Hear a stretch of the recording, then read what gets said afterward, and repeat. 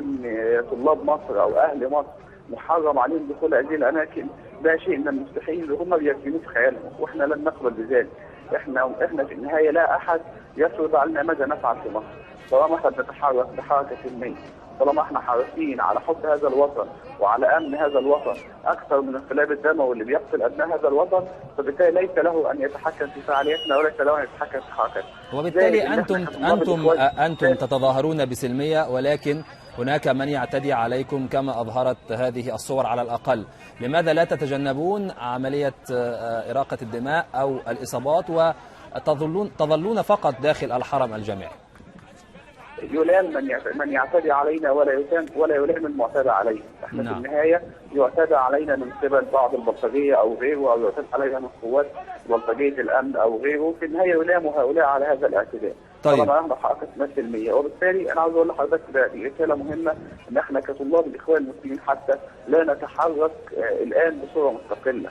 الحركه الان حركه شعبيه، الحركه الان داخل الجامعات هي حركه طلابيه جامعه، طلاب الاخوان المسلمين جزء من حركه طلاب ضد الانقلاب اللي بتحوي بداخلها كل الحركات الطلابيه، وبالتالي الحركه اللي موجوده ليست حركه طلاب الاخوان المسلمين وليست حركه طلاب قوى سياسيه حتى على سبيل التحديد، انما هي حركه طلابيه حره. من معكم من القوى السياسيه والوطنيه الاخرى اذا لم تكن الاخوان فقط في هذه المظاهرات الطلابيه؟ احنا معنا في حركه طلاب الانقلاب مجموعات من 6 ابريل، حتى من طلاب مصر القويه، من طلاب الوسط، معنا من طلاب مستقلون، معنا طلاب من الدعوه السلفيه، معنا طلاب من حزب النور اعتقد داخل الجامعات برضه، فبالتالي كل حتى بعض الاحزاب اللي مشاركه في المستوى الاعلى في الانقلاب الدموي الفاشي افراد طلابها بوعيهم الحر وقدرتهم الموجوده داخل الجامعه ورؤيتهم للاحداث داخل الجامعه بحقيقه، وقدره الطلاب على تقبل الحقائق بعيدا عن التشويش الاعلامي اللي موجود في طب اخيرا صهيب تحدثت عن فعاليات كبرى في الغد، ما هي؟ هو في النهايه ان شاء الله انا اتوقع ان حضرتك ان هي تكون ان شاء الله في مفاجات كتير بكره. مثل ماذا يعني؟ خصوصا في جامعه الازهر، هي ان شاء الله سيعلن عنها في وقتها، كل الفعاليات سيعلن عنها في وقتها ان شاء الله. شكرا صهيب عبد المقصود المتحدث باسم طلاب جامعه الاخوان المسلمين وهو طالب الزهري. مشاهدينا الكرام، كما تتابعون على شاشة الجزيرة مباشر مصر 3 نوافذ.